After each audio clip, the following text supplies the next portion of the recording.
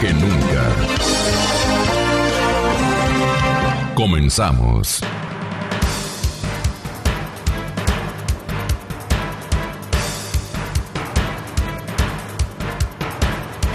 Queremos saludarles, estamos iniciando este día viernes para iniciar, digamos, terminar la semana primero y hacer en esta mesa de trabajo una evaluación de lo que ha pasado en esta semana, de los planteamientos que hace el gobierno para enfrentar la crisis. Para eso vamos a tener algunos invitados. Aquí ya estamos esperando al economista Washington Herrera sobre la visita de doña Michelle Bachelet, la presidenta de Chile al Ecuador, los convenios que se han firmado, las perspectivas que puede tener entre una alianza estratégica entre Ecuador y Chile frente a la minería, frente a algunos proyectos que se tienen.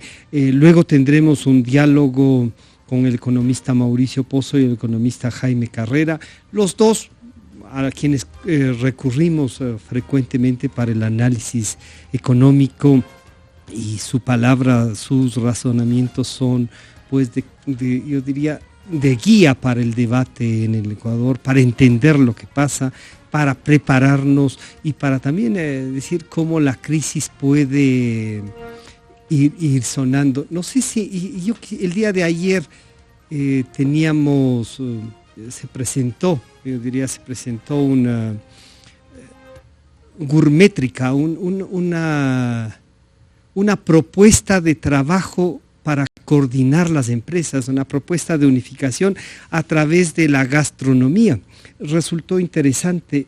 Vamos a ver si es que podemos también contactar con el ingeniero García para que nos dé una visión, porque desde el punto de vista empresarial y además de enfrentar la crisis gourmétrica, podría resultar una propuesta y un tema interesante para que las empresas puedan enfrentar lo que se viene, lo que es la crisis, ¿no es cierto?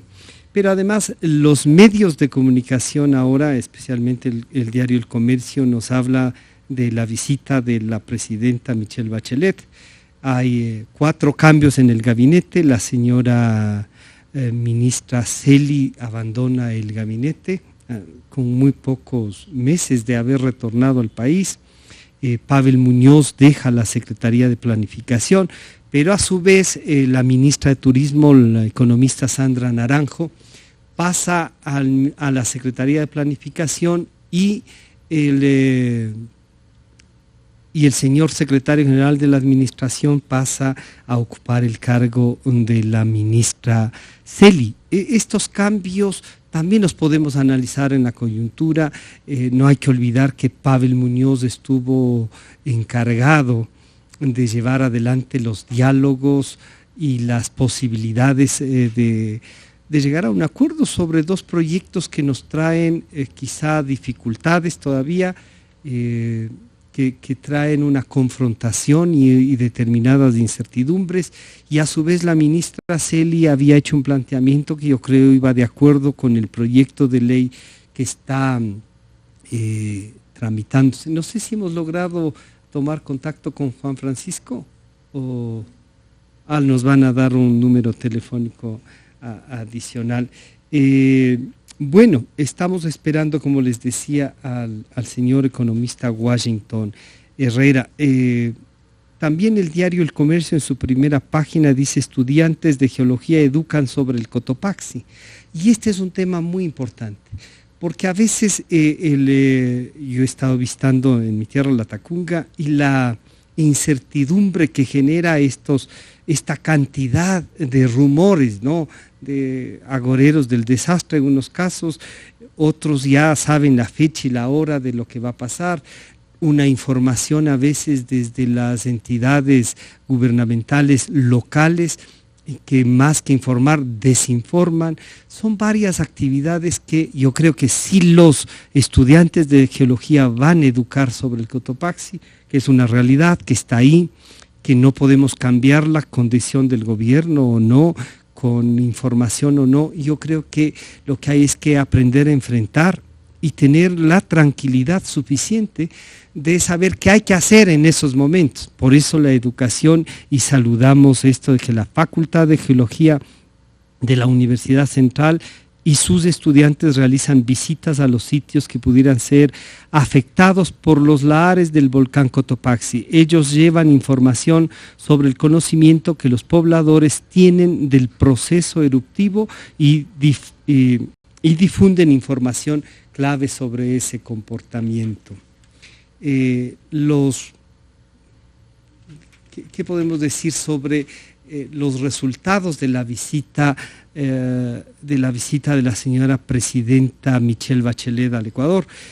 Creo que el Ecuador está convocando a sus médicos y a veces no son tan bien calificados aquí nuestros médicos, pero lo que nos acaba de decir la presidenta de Chile es que en cambio nuestros médicos, que aquí son sustituidos por otros de un país que ya conocemos, son valorados allá, y está diciendo que están muy agradecidos. Entonces, esa parte de reflexión sobre la visita y el discurso de la presidenta Michelle Bachelet debe ser también analizada de una mejor manera para valorar lo que aquí los ecuatorianos hemos producido, y se ha hablado expresamente de los médicos, ¿no? Y los médicos ecuatorianos han podido, yo diría, tener un respaldo y una apreciación de su labor en Chile, en la hermana República de Chile. Hemos dicho ya sobre los 4 cambios en el gabinete. La defensa, el Ministerio de la Defensa pidió a la Contraloría aclarar el informe de los DRUF. No sabemos a los 6 años qué podría aclararse sobre ese informe. Ahí están. Lo que debería es más bien el Ministerio de la Defensa responder sobre ese informe y dar nos dice que ha dado por terminado y que hay un saldo favorable, qué sé yo, de $200,000. Lo que no nos han dicho es cómo se liquida el contrato después de dar por terminado, si las garantías cubrían el total de lo que el Ecuador habría ya pagado, si esa deuda cómo se va a manejar. Entonces quedan todavía algunas noticias pendientes. Mientras hacemos contacto con algunos de nuestros invitados, vamos a un corte. Enseguida volvemos.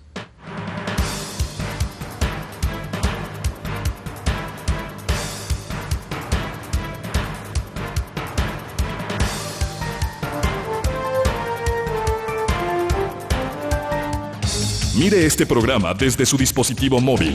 Digite www.xfm.net/video. www.xfm.net/video. Inicio de espacio promocional y publicitario. Gracias por permitirnos que tu visión sea nuestra misión. Ya son 60 años de mantener la excelencia y tradición en el cuidado de tus ojos. No importa la edad que tengas, te podemos ayudar a dejar los lentes. Si tienes más de 45 años y ya tienes problemas para leer de cerca, te ofrecemos varias alternativas para dejar tus lentes con nuestra suite de láser para presbicia. Libérate de tus lentes. Clínica Santa Lucía, donde tu visión es nuestra misión. Clínica Santa Lucía, su visión es nuestra misión. ¿Cuántas veces estamos detenidos? Queremos una casa propia, viajar, estudiar, avanzar. Y sin embargo, no hacemos nada esperando que algo cambie. El cambio está en nosotros. Da el primer paso. Es muy fácil. Ven a Mutualista Pichincha y empieza a ahorrar para hacer realidad tus sueños. Para eso existimos desde hace 54 años. Mutualista Pichincha. ¿Tienes un sueño? Construyámoslo. 1-700 Mutualista. Mi nombre es Jaime y la medicina es mi vida. Desde muy pequeño supe que hacer que los demás tengan una vida mejor sería mi profesión. Lo que nunca imaginé es que la recompensa más importante la recibiría en una mirada. Y eso no tiene precio. Soy médico y estoy muy orgulloso de trabajar en la Nova. Nova Clínica Santa Cecilia. Emergencia y ambulancia 24 horas. Cuidados intensivos de adultos, recién nacidos y prematuros. Cirugía alta complejidad. Quirófanos amplios, equipos con tecnología de punta. La Nova. 20 Milla y 10 de agosto. Ciudadanos y ciudadanas. Para Pichincha Dialoga, estas son las reglas del juego. 1. No se propone ni se aceptan condiciones. 2. No se excluye ni se exceptúa ningún actor. Y 3. La agenda de los diálogos es abierta. La gente define qué dialogar.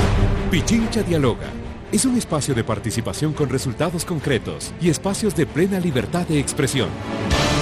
Se han construido diálogos en casi todos los cantones de Pichincha y se continuará en esa tarea para que todos los rincones de la provincia participen en los mismos. Pichincha Dialoga. Randincay, Pactacay, Yactushay, Alicay, Pichinchamarca, Rimanacu. Gobierno de Pichincha. Eficiencia y solidaridad. Encontrar soluciones a los problemas de calidad alimentaria del Ecuador puede estar en tus manos. Por eso, UDLA te ofrece su maestría en agroindustria, con la que podrás buscar una mayor tecnificación y productividad en los procesos de tu industria. Los que buscan más llegan lejos. UDLA, el mundo necesita gente que ame lo que hace. Más información en www.udla.edu.es.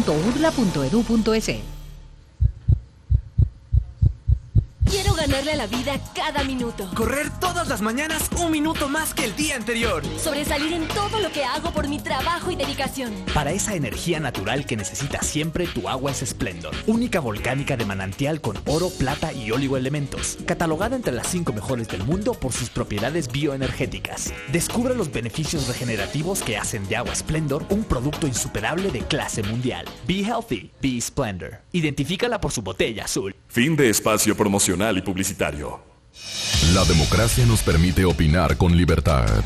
Defenderla es nuestra responsabilidad. Seguimos presentando la revista informativa Democracia. 7:3. Sí, a esta mesa de diálogo se integra ya el economista Washington Herrera, exsecretario general de la Administración. Economista, bienvenido, buenos días. Una primera visión de este encuentro de la señora Michelle Bachelet con el presidente Correa y sus motivaciones para visitar el Ecuador en estos momentos. Y yo decía al hacer la introducción en el programa que una de las cosas que más me llamó la atención del discurso de doña Michelle Bachelet fue que dijo que de 25,000 ecuatorianos que vivían ahí, un buen número de ellos eran médicos, y que esos médicos estaban haciendo un gran trabajo integrados en Chile. Y en cambio nosotros aquí los hemos un poco golpeado, no los hemos tratado tan bien y los hemos suplantado por médicos de otro país, que muchos dicen no tienen la misma formación, tan buena formación como la nuestra. Entre otros temas que topó, una primera visión de esta visita. Bienvenido, buenos días, economista. Buenos días, muchas gracias. Yo creo que las relaciones entre Ecuador y Chile siempre han sido buenas, salvo el paréntesis cuando Pinochet vino al Ecuador y el presidente Borja lo declaró no bienvenido. Entonces, los dos países tienen muchos aspectos afines. En cuanto a la visión política, en este momento hay una afinidad política. ¿Cree que sí hay una afinidad política? Sí, entre el socialismo de Michelle Bachelet y el presidente Correa. Hay una afinidad que hay que aprovecharla. Yeah. Normalmente los países con afinidad política en nuestra Sudamérica se entienden mejor que aquellos que tienen modelos diferentes que discrepan. Pero y el modelo chileno no es muy parecido al del eje del ALBA, ¿no? No, ¿usted cree que sí, ideológicamente sí ideológicamente tiene una base ¿sí? socialista muy fuerte, toda vez que Michelle Bachelet fue dirigente del Partido Socialista, estuvo presa mientras su padre murió asesinado por la dictadura de Pinochet. Entonces yo creo que sí hay una afinidad política. Lo que pasa es que el estadio de desarrollo en que está Chile es distinto al del que está el Ecuador, y eso hay que aprovechar, porque Chile no es importante para el Ecuador por el lado comercial, porque no es un país grande, que compra bastante. Más bien es nos un país vende, abierto. ¿no? Claro, al mundo. Chile casi no tiene aranceles. Casi no tiene aranceles, porque ha negociado todo en los acuerdos de libre comercio con Estados Unidos, con Europa, con Corea, con China, con todo el mundo, con el Ecuador también tiene un bilateral bastante abierto. Entonces, no es un mercado, pero sí tiene por lo menos 3 cosas muy importantes para el Ecuador de este momento, ¿sí? Que es el desarrollo de una minería responsable en Chile, un desarrollo que viene desde hace mucho tiempo, tiene mucha experiencia en producción, en explotación, más bien dicho, y además en exportación, una característica y además saben Estado, negociar, ¿no?, en el mundo, yeah, de los metales, por ejemplo, ¿no? Porque es una experiencia muy importante. Uno no sabe negociar. Un país que no tiene minería en gran escala, no sabe todos los problemas que hay que superar para negociar con una transnacional, una explotación minera. Son cosas complejas y son cosas muy grandes. Entonces, Chile puede invertir en el Ecuador, lo está haciendo en pequeña escala, pero puede ampliar esa inversión, puede asesorar. El otro punto importante es que Chile tiene experiencia en el aprovechamiento de los tratados de libre comercio. Y nosotros tenemos que empezar a pensar ya en cómo aprovechar el Tratado de Libre Comercio con la Unión Europea. Pero porque ya viene desde el año 17 y ellos nos pueden decir cómo entraron a Europa en ciertos productos, qué es lo que pero realmente eso no hay le que separa hacer. más en cambio de la visión de desarrollo de los países, no le separa a Chile, que tiene una economía abierta, a este modelo ecuatoriano que incluso con el Tratado de Libre Comercio con Europa, y si no es tratado, un acuerdo de comercio, como lo quieran llamar, que termina siendo un tratado de... Sí, pero mediante ese tratado el Ecuador se va a abrir a Europa. El Ecuador se comprometió a bajar todos sus aranceles de forma paulatina, de modo que entramos en una apertura comercial con Europa. En eso consiste el tratado. Luego hay un tercer tema muy importante en que Chile puede ayudar mucho, ¿cuál es el de la inversión privada en infraestructura pública? Ellos son exportadores de capital. Desde que hicieron las empresas de seguridad social privada,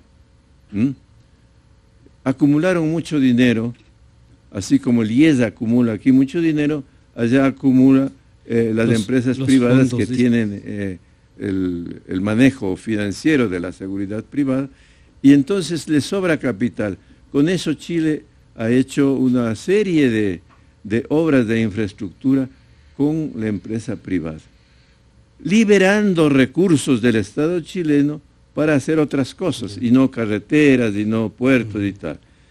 En eso también tiene experiencia, y esto no es una cosa menor, porque son grandes obras, grandes contratos, grandes necesidades de financiamiento, y me parece que ahí también Chile puede ser un país que pueda contarnos cómo hicieron, cuáles son las condiciones. Que podamos aprovechar esa experiencia.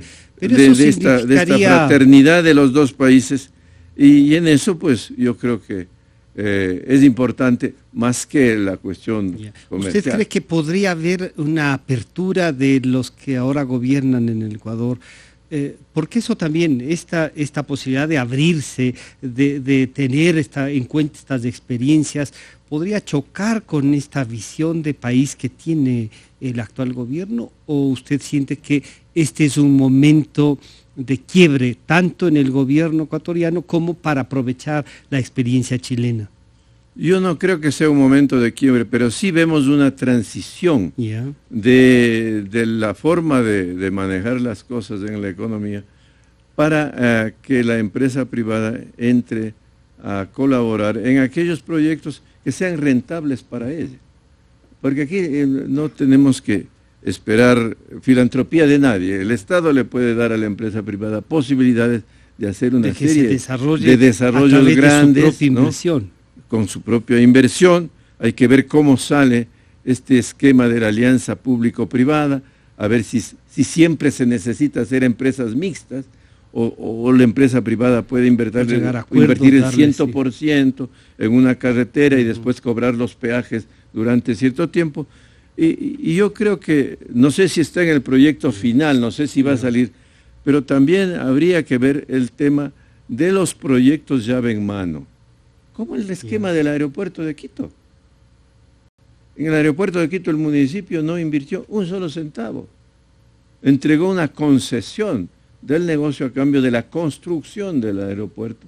Y la empresa canadiense invirtió totalmente. Se hecho cargo de su administración. Y con la explotación va a resarcirse de su inversión, de los intereses del capital, del financiamiento y todo. Y así pueden hacerse otras obras.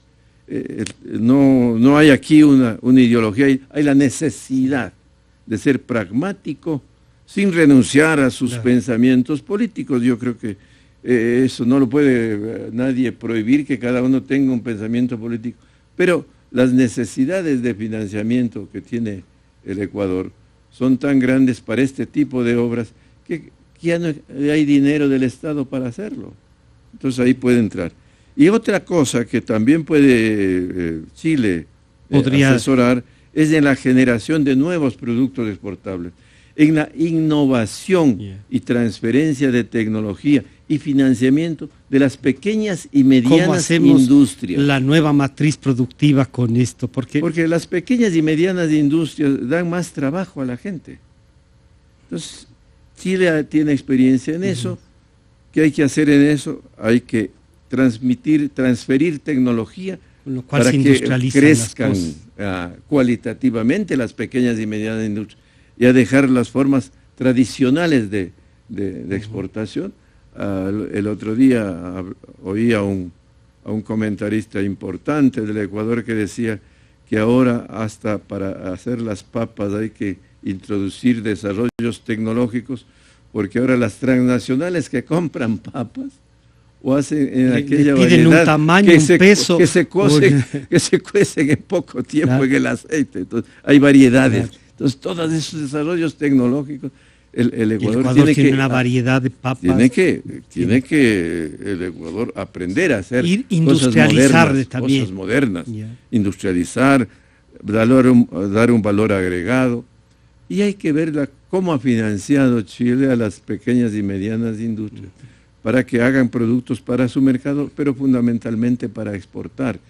Eso es básico, porque las pequeñas y medianas no tienen dinero, no les sobra dinero, les falta dinero, les sobra ganas de trabajar, les sobra capacidad de desarrollar su esfuerzo, pero necesitan tecnología, necesitan financiamiento, necesitan que les digan cómo es de exportar, cómo es esta actividad, porque ahí tenemos un área en donde hay dos grandes vertientes virtuosas. La una, que da mucho empleo, las pequeñas y medianas industrias, y la otra, que puede generar dólares para mantener la dolarización en el Ecuador, porque de lo contrario, pues se agotan los dólares. La piscina de la dolarización se seca, si no ingresa, está vaciando la piscina por un lado y no se la llena por otra. Entonces, eso es básico.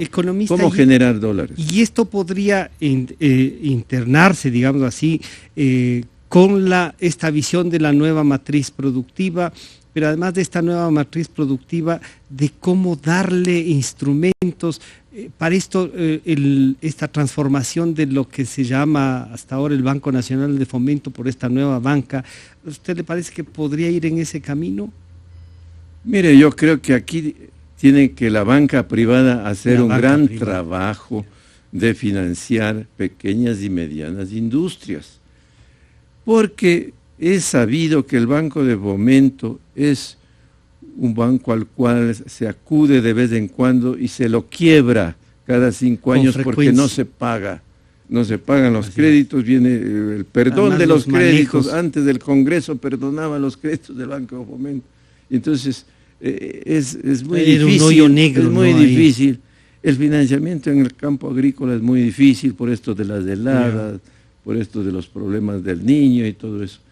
Pero en las pequeñas y medianas industrias puede el sector privado prestar dinero. ¿Cree que estarán dispuestos pese a la contracción que hay? Pero no han arriesgado, han ganado bastante, pero no han arriesgado. El negocio de los bancos es prestar dinero.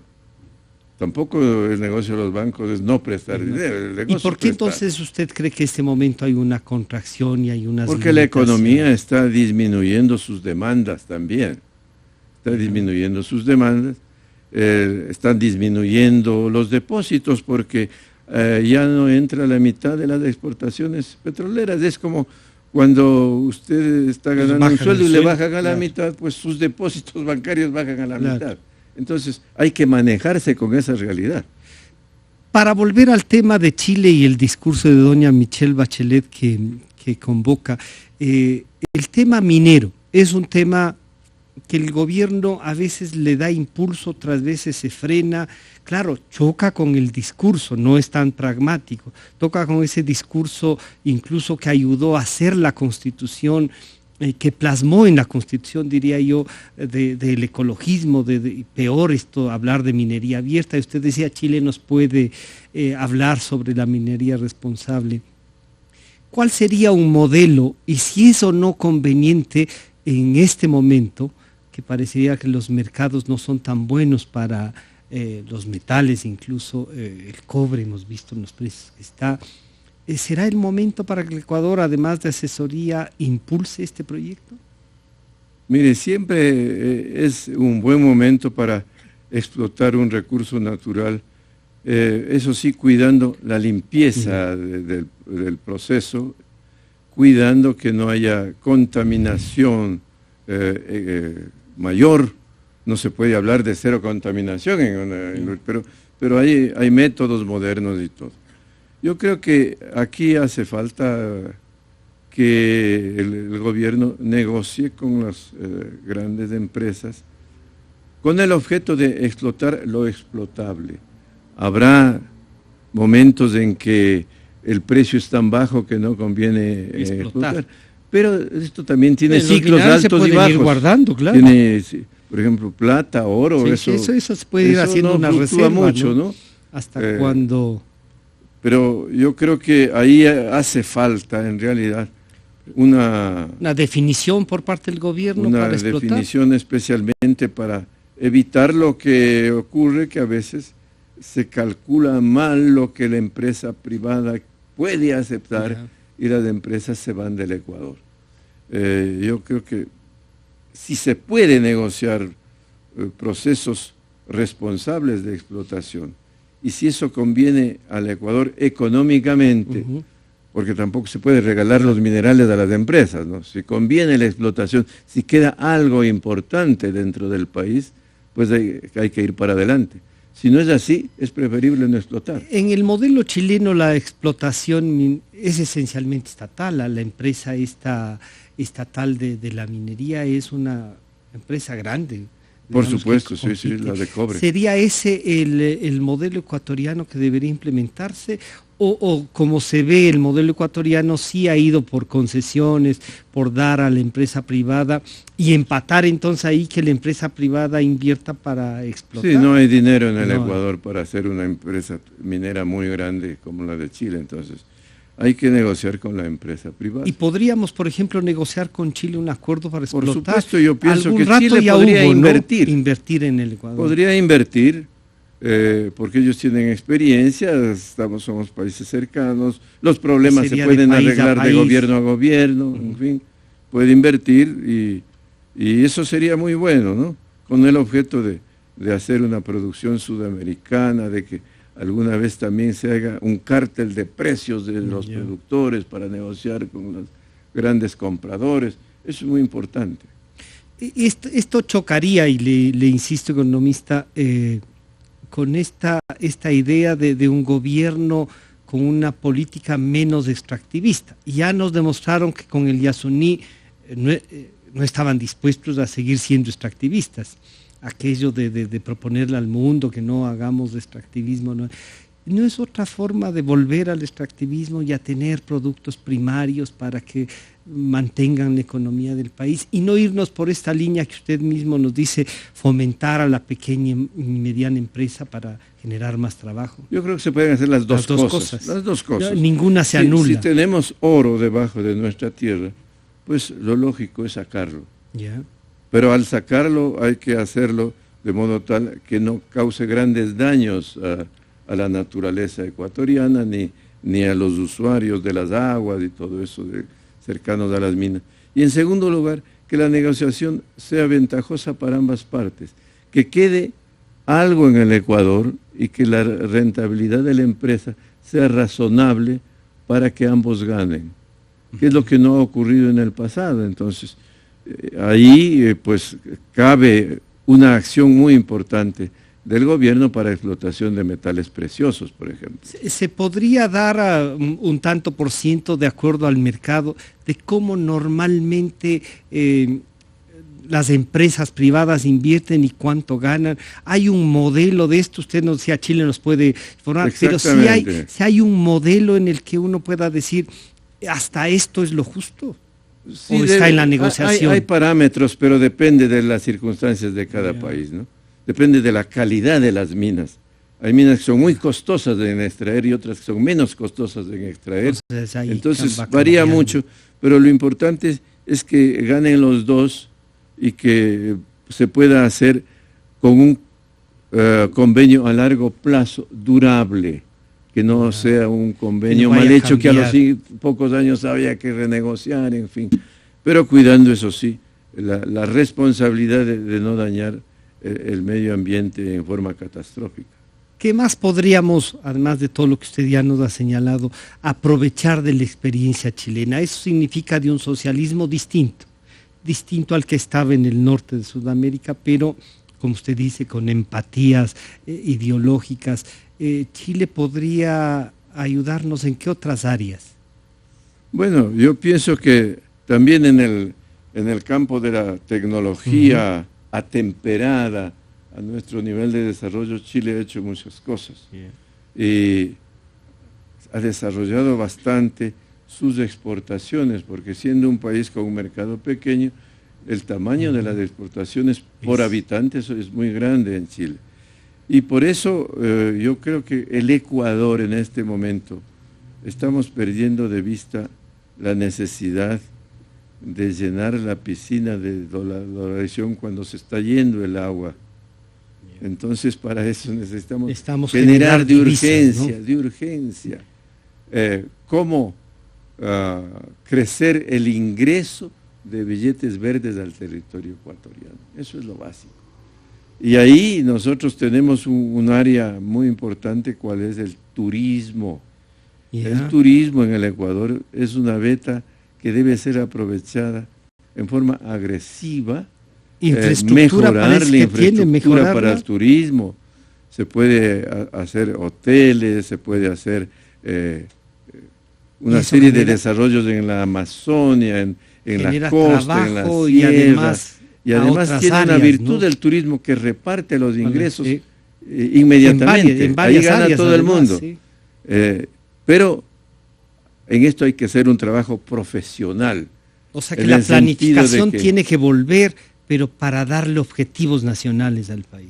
Yo creo que ya hay que entrar en invirtiendo lo que se pueda invertir inmediatamente en mejorar la oferta turística ecuatoriana, en mejorar la promoción del turismo en el Ecuador, tanto del exterior para que ingresen como una movilidad interna también. La movilidad interna para que los dólares del turismo interno no se vayan afuera. También, darle movimiento, generen trabajo aquí. Darle movimiento, o sea, todo lo que hacemos ahora para publicitar el turismo en Punta Cana, en el Caribe, en los cruceros, hagámoslo también adentro, publicitemos lo que tenemos adentro para que más ecuatorianos puedan viajar a las diversas regiones, porque eso también da una integración humana que es básico para la unidad nacional y para la minería, ¿no? La minería apenas inviertan. Eso es para el futuro, estamos hablando del futuro. Pero el turismo. Pero esto es mucho más. El turismo es 2015, 2016, 2017. Turismo interno y turismo externo. ¿Cómo enfrentar entonces, además de esta área que usted ya nos señala, el turismo, aprovechando estos acuerdos con países como Chile, cómo enfrentar esta crisis que a ratos se la admite, otros ratos dicen que no, que estaba previsto? El presidente llegó a decir que él podía sostener la economía con un precio del barril de petróleo de $20, casi se le cumple, ¿no?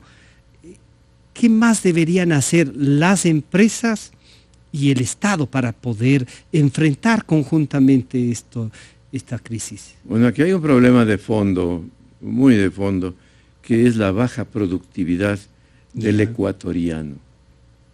Según cifras de CEPAL, hemos aumentado los sueldos desde el 2007 al 2014 en 47%. Y la productividad per cápita del ecuatoriano solo ha aumentado en un 21%. Entonces, eso denota que estamos con baja productividad por habitante. Y eso es de fondo. Estamos un poco eso es de fondo. Eso no lo compone nadie de la noche a la mañana. Entonces hay que entrar a mejorar la productividad. En primer lugar, haciéndonos conciencia de que trabajamos poco, de que no trabajamos horas de 60 minutos, de que celebramos las fiestas patronales de todas las ciudades con asuetos prolongados, que en Guayaquil hay una semana en julio que por las fiestas de la fundación, otra semana en octubre, y se gasta demasiado, se malgasta el tiempo muchas veces, ¿no? Yo viví en Suiza 7 años y era impactado porque después de ir del Ecuador, nuestra realidad, en Suiza celebran el aniversario el 1 de agosto y se reúnen los habitantes a partir de las 6 de la tarde del 1 de agosto a celebrar el Día Nacional de Suiza. Pero el resto de los 364 días están trabajando. Y por eso Suiza es ahora, 8 años seguidos, el país más productivo y competitivo del mundo. Entonces, démonos cuenta de que hay que mejorar la productividad, trabajando más tiempo y trabajando mejor. Sobre todo mejor. O sea, usando las 40 horas para lo que debe ser. Trabajando mejor. A veces los gobiernos de ministros costeños, ¿no?, trabajan de martes a jueves. Eso no puede ser. Eso no puede ser. Por favor, seamos un poco más serios en cuanto a mejorar este problema de fondo. Es un problema de fondo que no va a ser posible ser competitivos si nosotros no somos productivos. Entonces, por eso es que vivimos de lo que exportamos desde hace 50 años. Por eso no ha salido un nuevo producto del tipo de camarones sobre los 1.000 millones de exportación anual, o como las rosas de 1.000 millones de exportación anual. Desde hace 50 años no nos hemos destacado en ninguna productividad de nada importante. Hemos hecho unas pequeñas cosas, pero no hay nada importante que impacte macroeconómicamente en la economía nacional. El gobierno podría un poco conducir esta teoría que usted nos dice, pero si le vemos que el día jueves hay una comitiva de avanzada para que el viernes se reúne el gabinete, en la noche tienen una peña folclórica, música y todo eso, y el sábado la sabatina, entonces usted tiene 3 días de movilización de alto nivel del Estado, hablándonos, eso es productividad también.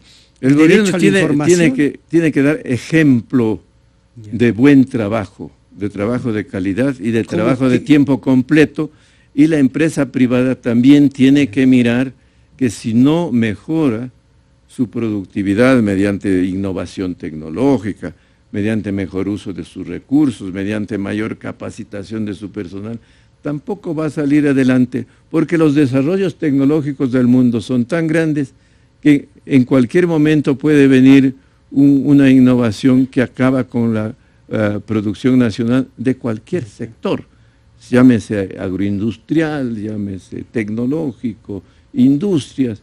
Entonces, tenemos que ser conscientes de lado y lado, evitar un poco esta confrontación tóxica entre gobierno y empresa privada, que no hace sino enrarecer el ambiente más allá de lo que debería ser.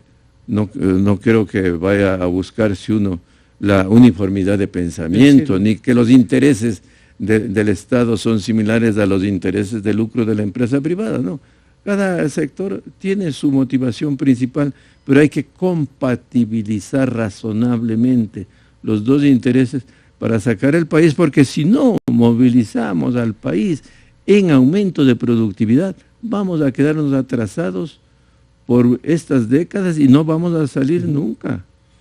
El Estado debería que entonces regular de mejor manera y optimizar los impuestos. Habrá que hacer otro cambio ahí, que la hemos tenido cada año y a veces 2 veces por año, reformas tributarias. En ese estado usted ve, Chile no cambia, y insistiéndole en la visita a la señora Michelle Bachelet, Chile tiene un sistema tributario que no ha variado en muchísimos años, lo cual le da seguridad jurídica. ¿Y qué mismo es? Algunos dicen. Bueno, se ha ido cambiando. En la época de Pinochet, del impuesto a la renta de las empresas privadas eran alrededor del 10%. Luego vino el gobierno de Elwin y de Frey, que aumentaron hacia el 15%, ¿no? Y luego ha habido otros aumentos de la participación del Estado en las utilidades de las empresas, pero lo han ido haciendo gradualmente y a base de consensos, porque los propios chilenos se dieron cuenta que no podían crecer en medio de un ambiente social hostil. Entonces hay que también cuidar la cohesión social que deje trabajar en paz, que no haya grandes manifestaciones públicas en contra de esta injusticia en la repartición de la riqueza y de los frutos del progreso, pero ahí, evidentemente, por ejemplo, en el Ecuador tiene una respuesta el presidente frente a la redistribución y a buscar mayor justicia en eso, los recursos, las 2 leyes, la de plusvalía y la de herencia. ¿Cree usted que eso sigue generando? Hemos visto varios meses con una consistencia de que los ecuatorianos quieren defender eso, que no intervenga el Estado mucho en esto. Mira, yo creo que el gobierno no manejó bien este tema. Si había grandes fortunas que estaban evadiendo el impuesto a las herencias con la ley actual, lo que cabía era modificar la ley actual para atacar solo ese problema y dejar en paz al resto de ecuatorianos. No había nada más que hacer. O sea, curar en donde se estaba produciendo la gangrena de la evasión. Y nada más.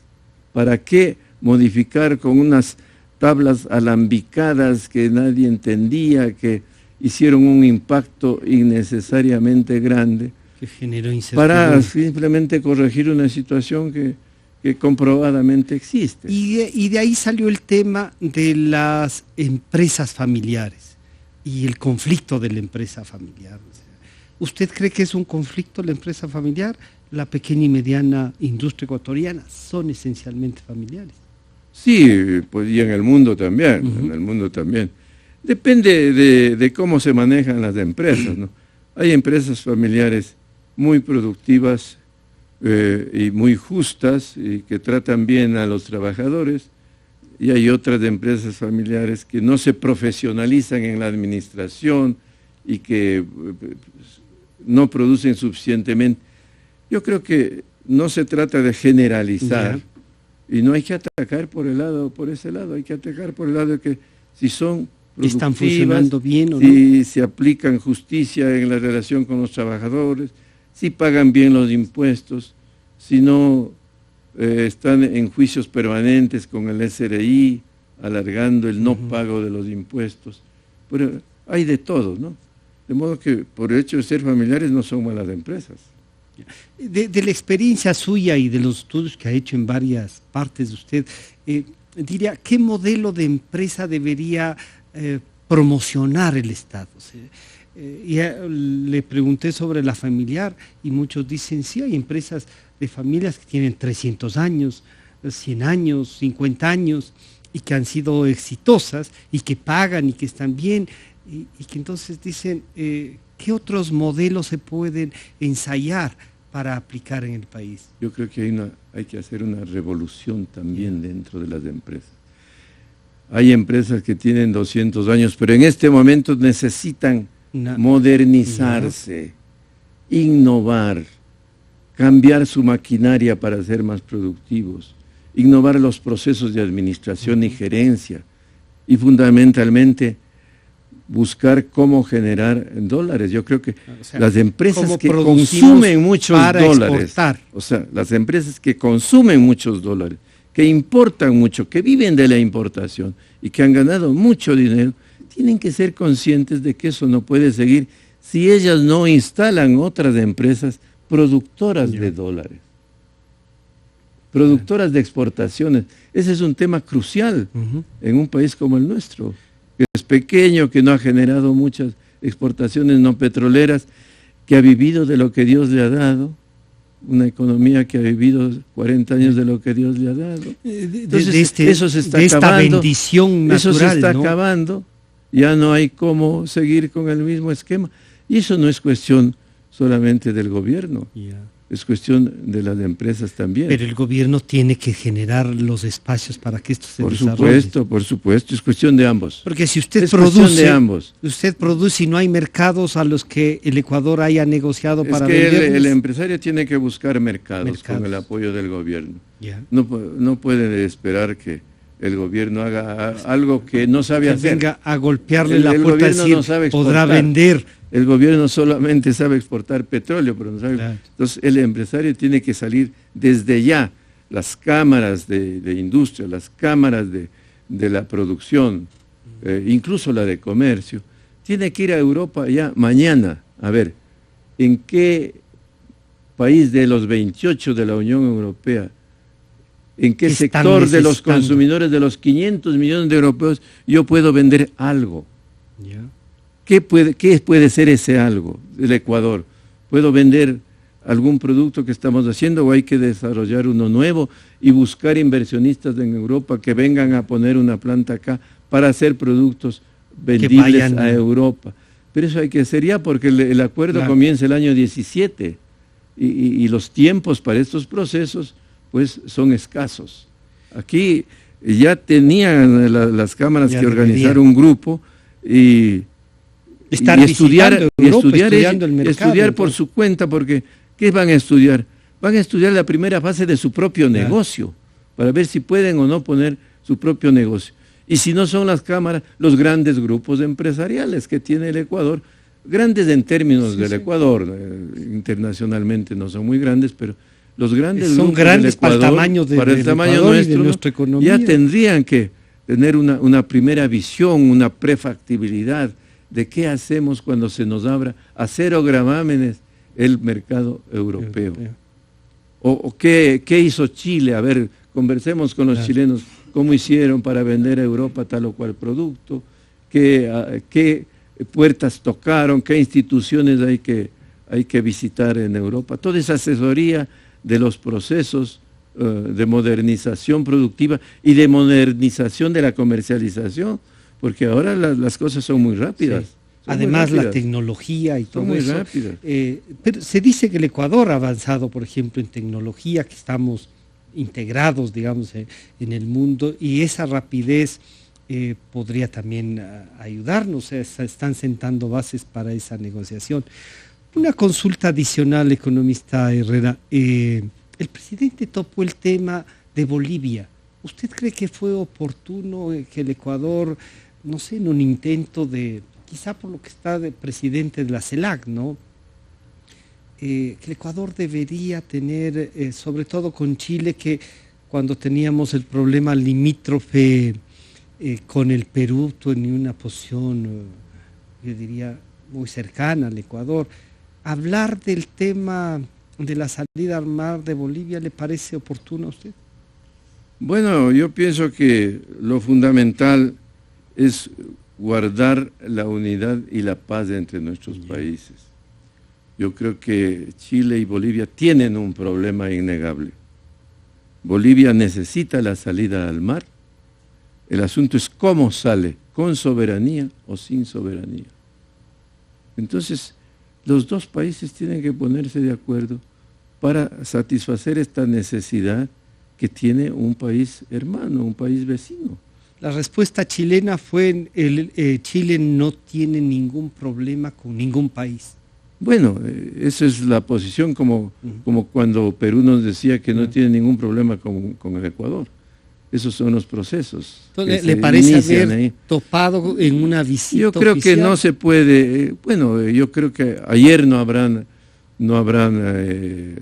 topado el fondo de la cuestión, sino la necesidad de que haya un arreglo amistoso, un arreglo diplomático, un arreglo en paz, una especie conversando, sin pelear por los micrófonos, haciendo una diplomacia fecunda en una mesa de negociaciones. Eso es lo que hay que hacer. Queremos agradecer al economista Washington Herrera por compartir en esta mesa de diálogo su visión de la visita de la presidenta Michelle Bachelet, lo que podemos aprovechar de Chile y esta visita. Muchas gracias, economista. Muchas gracias a usted. Enseguida volvemos, ya están en nuestros estudios el economista Mauricio Pozo y el economista Jaime Carrera para tratar en cambio el tema del presupuesto, su financiamiento